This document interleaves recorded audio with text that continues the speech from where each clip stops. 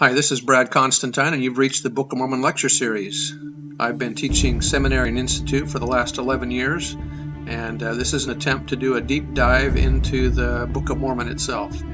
I'm hoping that you'll find this uplifting and edifying. This is not an official recording of the Church of Jesus Christ of Latter-day Saints, but every attempt has been made to be as doctrinally accurate as possible. So if you're ready for a deep dive into the Book of Mormon, here we go. Hi, and welcome back to the Book of Mormon podcast. This is going to be regarding Alma chapter 43. We are now beginning to get into the war chapters of the Book of Mormon, and you wonder why would they spend so much time covering the wars between the Lamanites and the Nephites. Why is that important for us? Since every word written in the Book of Mormon is for us today, there must be a reason for the wars so detailed. It may be that the strategies used in battle can be the same strategies we can use in building spiritual wars against, or battling spiritual wars against Satan and his servants. 1/10 of the book covers wars, so they must be important for us to know. So let's try to figure it out.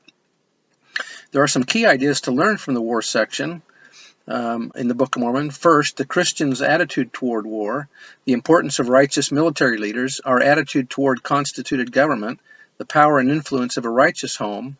A person's external circumstances need not determine his attitude or his faithfulness, why God allows the righteous to be slain, and a prophetic pattern of what is to come. That was Adam Millett and McConkie's. A similar pattern of social problems, priestcrafts, materialism, wars, government corruption, and disrupted life is prophesied for the last days leading to the Savior's second coming. Mormon and his son, Moroni, saw our day and took from the history and prophecies of the Nephites those events that would best help the readers of their record in the day in which it would come forth. Since Mormon knew of the wars and chaos that would characterize the last days, he abbreviated his account of the missionary efforts of Alma and the sons of Mosiah and emphasized the challenges created by war and social turmoil, along with the reaction of the righteous to those challenges, and that was by Dean Garrett. So also, with regards to this chapter, Moroni's confrontation with Zarahemnah teaches us the value of prophets in times of war and peace.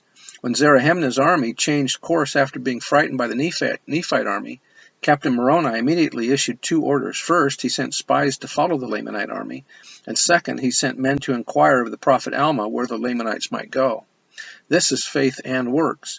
He did everything in his power, and he called on a power higher than his own. Modern prophets have continually warned that in the latter days the adversary will attack marriage and family. More than 30 years ago, President Harold B. Lee stated, Satan's greatest threat today is to destroy the family and make a mockery of the law of chastity and the sanctity of the marriage covenant. The proclamation to the world in 1995 is when it was issued. Prophets tell us where the enemy strikes next. The spiritual message is clear. Keep your eyes on the living prophets. They know where the enemy will attack. And that was by John By the Way. All right, let's get into chapter 43 then, verse 1. Now it came to pass that the sons of Alma did go forth among the people to declare the word unto them, and Alma also himself could not rest, and he also went forth. Now we shall say no more concerning their preaching. Now we change from the missionary work to the wars, except that they preached the word and the truth according to the spirit of prophecy and revelation. And they preached after the holy order of God, in other words, by the authority of the Melchizedek priesthood, by which they were called. And now I return to an account of the wars between the Nephites and the Lamanites in the 18th year of the reign of the judges. Mormon knew that in our day we would be faced with wars, and so he includes here how they dealt with wars in their time. Since Mormon dealt with war and remained a disciple of Christ, he is showing how we can live in times of war and remain disciples of Christ. So this occurs around 74 BC. Verse 4, For behold, it came to pass that the Zoramites became Lamanites. Therefore, in the commencement of the 18th year, the people of the Nephites saw that the Lamanites were coming upon them. Therefore they made preparations for war. Yea, they gathered together their armies in the land of Jershon. And it came to pass that the Lamanites came with their thousands, and they came into the land of Antionum, which is the land of the Zoramites, and a man by the name of Zarahemnah was their leader. And now as the Amalekites were of a more wicked and murderous disposition, remember that these had dissented from the church, than the Lamanites were in and of themselves. Therefore Zarahemnah appointed chief captains over the Lamanites, and they were all Amalekites and Zoramites. Now this he did, that he might preserve their hatred towards the Nephites, that he might bring them into subjection to the accomplishment of his designs. For behold, his designs were to stir up the Lamanites to anger against the Nephites. This he did, that he might usurp great power over them, and also that he might gain power over the Nephites by bringing them into bondage. And now the design of the Nephites was to support their lands, and their houses, and their wives, and their children, and that they might preserve them from the hands of their enemies, and also that they might preserve their rights and their privileges, yea, and also their liberty, that they might worship God according to their desires. The reasons the Nephites went to war was to preserve their freedoms, a justifiable reason for going to war. Verse 10, for they knew that if they should fall into the hands of the Lamanites, that whosoever should worship God in spirit and in truth, the true and the living God, the Lamanites would destroy. Yea, and they also knew the extreme hatred of the Lamanites towards their brethren, who were the people of Anti-Nephi-Lehi, who were called the people of Ammon, and they would not take up arms, yea, they had entered into a covenant, and they would not break it. Therefore, if they should fall into the hands of the Lamanites, they would be destroyed. And the Nephites would not suffer that they should be destroyed, therefore they gave them lands for their inheritance. And the people of Ammon did give unto the Nephites a large portion of their substance to support their armies. And thus the Nephites were compelled alone to withstand against the Nephites, who were a compound of Laman and Lemuel and the sons of Ishmael, and all those who had descended from the Nephites, who were Amalekites and Zoramites, and the descendants of the priests of Noah. Now those descendants were as numerous nearly as were the Nephites, and thus the Nephites were obliged to contend with their brethren even unto bloodshed. And it came to pass, as the armies of the Lamanites had gathered together in the land of Antionum, behold, the armies of the Nephites were prepared to meet them in the land of Jershon. Now the leader of the Nephites, or the man who had been appointed to be the chief captain over the Nephites, now the chief captain took the command of all the armies of the Nephites, and his name was Moroni. And Moroni took the command, and took all the command in the government of their wars. He was only 25 years old when he was appointed chief captain over the armies of the Nephites. Daniel Ludlow said, Moroni may have obtained some of his new ideas on warfare from Mosiah's translation of the 24 gold plates of ether, which contained an account of the wars and contentions of the people of Jared. If so, this may have given him an advantage over the Lamanites, because they did not have access to this record. Verse 18, it came to pass that he met the Lamanites in the borders of Jershon, and his people were armed with swords and with scimitars and all manner of weapons of war. And when the armies of the Lamanites saw that the people of Nephi, or that Moroni, had prepared his people with breastplates and with armed shields, yea, and also shields to defend their heads, and also they were dressed with thick clothing. During a time of peace and prosperity, the Nephites prepared themselves both spiritually and with arms. Preparing to defend yourself is wise to preserve your freedom and families. Now the army of Zarahemnah was not prepared with any such thing. They had only their swords and their scimitars, their bows and their arrows, their stones and their slings. And they were naked, save it were a skin which was girded about their loins. Yea, all were naked, save it were the Zoramites and the Amalekites. But they were not armed with breastplates nor shields, therefore they were exceedingly afraid of the armies of the Nephites because of their armor, notwithstanding their number being so much greater than the Nephites. Behold, now it came to pass that they durst not come against the Nephites in the borders of Jershon. Therefore they departed out of the land of Antionum into the wilderness, and took their journey round about in the wilderness away by the land of the river Sidon, that they might come into the land of Manti and take possession of the land, for they did not suppose that the armies of Moroni would know whither they had gone. But it came to pass, as soon as they had departed into the wilderness, Moroni sent spies into the wilderness to watch their camp. And Moroni, also knowing of the prophecies of Alma, sent certain men unto him, desiring him that he should inquire of the Lord whither the armies of the Nephites should go to defend themselves against the Lamanites. Our prophets and apostles are warning us and preparing us for the dangers that surround us. In using spies to find out the movements of the Lamanites, he is not only saving Nephite lives, but Lamanite lives as well. Verse 24, and it came to pass that the word of the Lord came unto Alma, and Alma informed the messengers of Moroni that the armies of the Lamanites were marching round about in the wilderness, that they might come over into the land of Manti, that they might commence an attack upon the weaker part of the people. And those messengers went and delivered the message unto Moroni. Wouldn't it be great if our government officials relied upon the prophet to help against our enemies? I guess we're doing that by sending missionaries to other countries so that they won't come to battle against us, right? Verse 25, now Moroni, leaving a part of his army in the land of Jershon, lest by any means a part of the Lamanites should come into that land and take possession of the city, took the remaining part of his army and marched over into the land of Manti. And he caused that all the people in that quarter of the land should gather themselves together to battle against the Lamanites, to defend their lands and their country, their rights and their liberties. Therefore they were prepared against the time of the coming of the Lamanites. In a First Presidency message of 1942, it says, "The church is and must be against war. The church itself cannot wage war unless and until the Lord shall issue new commands. It cannot regard war as a righteous means of settling international disputes. There should and could be settled. These should and could be settled, the nations agreeing by peaceful negotiation and adjustment. But the church membership or citizens are subjects of sovereignties over which the church has no control.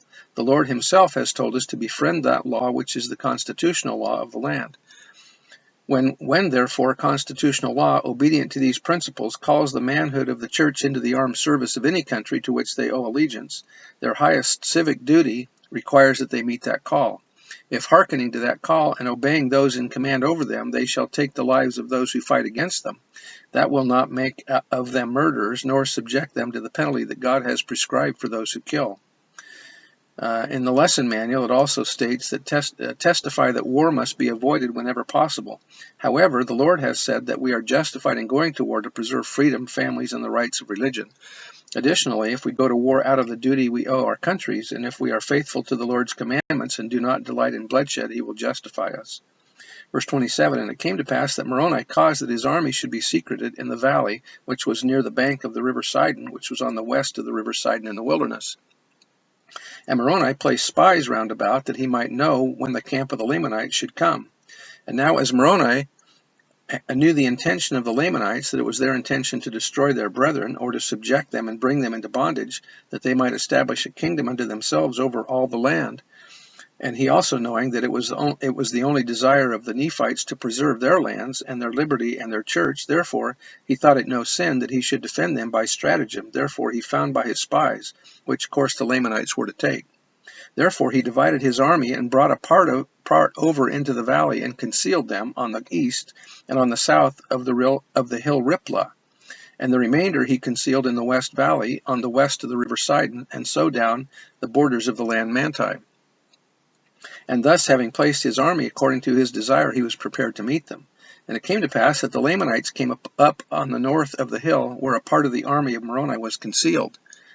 And as the Lamanites had passed the hill Riplah, and came into the valley and began to cross the river Sidon, the army which was concealed on the south of the hill, which was led by a man whose name was Lehi, and he led his army forth and encircled the Lamanites about on the east of in their rear.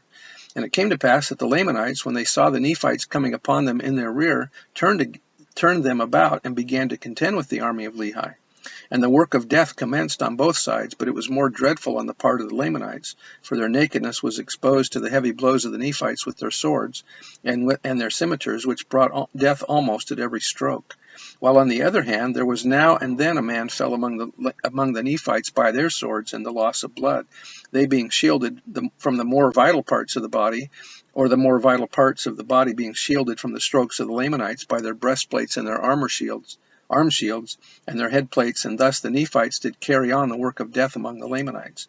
And it came to pass that the Lamanites became frightened because of the great destruction among them, even until they began to flee towards the river Sidon. And they were pursued by Lehi and his men, and they were driven by Lehi into the waters of Sidon. And they crossed the waters of Sidon, and Lehi retained his armies upon the bank of the river Sidon, that they should not cross. And it came to pass that Moroni and his army met the Lamanites in the valley on the other side of the river Sidon, and began to fall upon them and to slay them. And the Lamanites did flee again before them towards the land of Manti, and they were met again by the armies of Moroni. Now in this case the Lamanites did fight exceedingly. Yea, never had the Lamanites been known to fight with such exceedingly great strength and courage, no, not even from the beginning. And they were inspired by the Zoramites and the Amalekites, who were their chief captains and leaders, and by Zarahemnah, who was their chief captain, or their chief leader and commander. Yea, they did fight like dragons, and many of the Nephites were slain by their hands. Yea, for they did smite in two many of their headplates, and they did pierce many of their breastplates, and they did smite off many of their arms, and thus the Lamanites did smite in their fierce anger. Nevertheless, the Nephites were inspired by a better cause, for they were not fighting for monarchy nor power, but they were fighting for their homes and their liberties, their wives and their children, and their all, yea, for their rights of worship and their church. Sister Sherry Dew said, 12 years ago, President Benson taught, never before on the face of this earth have the forces of evil and the forces of good been as well organized. The final outcome is certain. The forces of righteousness will win. But what remains to be seen is where each of us will stand in the battle and how tall we will stand. Great battles can make great heroes and heroines. Are we not like Captain Moroni's army who, though vastly outnumbered, were inspired by a better cause? For they were not fighting for monarchy nor power, but were fighting for their homes and their liberties. You and I compose a pivotal battalion in the army of the Lord. May we arise in this, the greatest cause on earth. May we go forward together in the strength of the Lord. More than ever, he needs our faith and faithfulness, our vitality and our ingenuity, our unwavering commitment and conviction. This life is a test. It is also a glorious privilege. May we work toward the kind of big finish the Apostle Paul described. I have fought a good fight. I have finished my course. I have kept the faith. Verse 46, and they were doing that which they felt was the duty which they owed to their God, for the Lord had said unto them, and also unto their fathers, that inasmuch as that ye are not guilty of the first offense, neither the second, or, in other words, the Nephites are not the aggressors, ye shall not suffer yourselves to be slain by the hands of your enemies. Remember that in section 98 is the information regarding what's called the law of retribution. So long as we don't be the aggressors, that we're not on the attack, on the offense, then the Lord will protect us. Section 98, though, has some really good information about that. President David McKay said, I still say there are conditions when entrance into war is justifiable, and when a Christian nation may, without violation of principles, take up arms against an opposing force. Such a condition, however, is not a real or fancied insult given by one nation to another. When this occurs, proper reparation may be made by mutual understanding, apology, or by arbitration. Neither is there justifiable cause found in a desire or even a need for territorial expansion. The taking of territory implies the subjugation of the weak to the strong, the application of the jungle law. Nor is war justified in an attempt to enforce a new order of government or even to impel others to a particular form of worship, however better the government or eternally true the principles of the enforced religion may be. And then he also said there are, however, two conditions which may justify a truly Christian man to enter. Mind you, I say enter, not begin a war. An attempt to dominate and to deprive another of his free agency and loyalty to his country. Possibly there is a third, that is, defense of a weak nation that is being unjustly crushed by a strong, ruthless one. Verse 47. And again the Lord has said that ye shall defend your families even unto bloodshed. Therefore, for this cause were the Nephites contending with the Lamanites to defend themselves and their families and their lands, their country and their rights and their religion. Elder Packer said, a message of the First Presidency states the church is and must be against war. I already quoted that one, I think. Down to verse 48. And it came to pass that when the men of Moroni saw the fierceness and the anger of the Lamanites, they were about to shrink and flee from them. And Moroni, perceiving their intent, sent forth and inspired their hearts with these thoughts, yea, the thoughts of their lands, their liberty, yea, their freedom from bondage. And it came to pass that they turned upon the Lamanites, and they cried with one voice unto the Lord their God for their liberty and their freedom from bondage. In other words, they relied upon the Lord to save them, even after all they could do, and so should we. And they began to stand against the Lamanites with power, and in that selfsame hour that they cried unto the Lord for their freedom, the Lamanites began to flee before them, and they fled even to the waters of Sidon.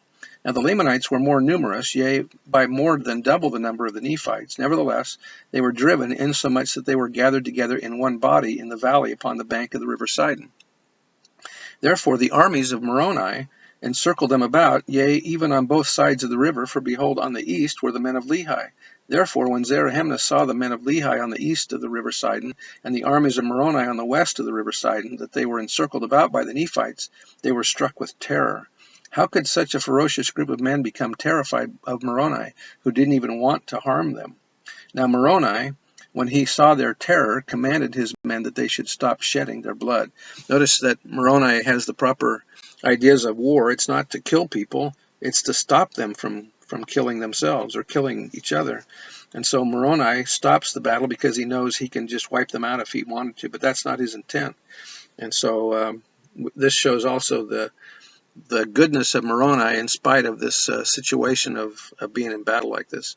I bear testimony that these things are true, that this is a good explanation or a good description of how we're supposed to behave during war, that we seek the prophet's help and then don't try to kill our enemy, but try to reason with them and talk them out of fighting. This I say in the name of Jesus Christ. Amen. See you next time.